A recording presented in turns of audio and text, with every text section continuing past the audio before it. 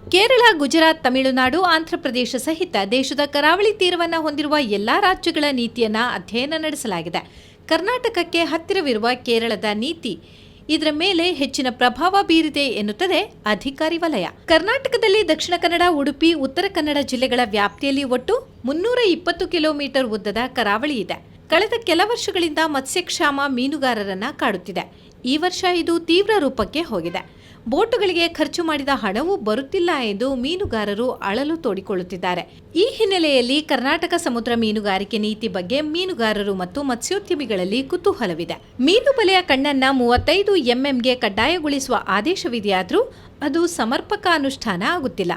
ಹೊಸ ನೀತಿ ಬಂದರೆ ಪರವಾನಗಿ ಇಲ್ಲದೆ ಮೀನುಗಾರಿಕೆ ನಡೆಸುವಂತಿಲ್ಲ ಮತ್ತು ಮೀನುಗಾರಿಕೆಗೆ ತೆರಳುವ ಎಲ್ಲಾ ಬೋಟುಗಳಿಗೂ ನೋಂದಣಿ ಕಡ್ಡಾಯ.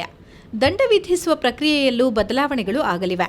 ಈ ಕಾಯ್ದೆ ಜಾರಿಗೆ ಬರುವುದಕ್ಕೂ ಮುನ್ನ ಅಹವಾಲು ಸಲ್ಲಿಕೆಗೆ ಅವಕಾಶವಿದೆ. ಸಮಗ್ರ ಚರ್ಚೆಯ ಬಳಿಕವೇ ಇದು ಜಾರಿಗೆ ಬರಲಿದೆ.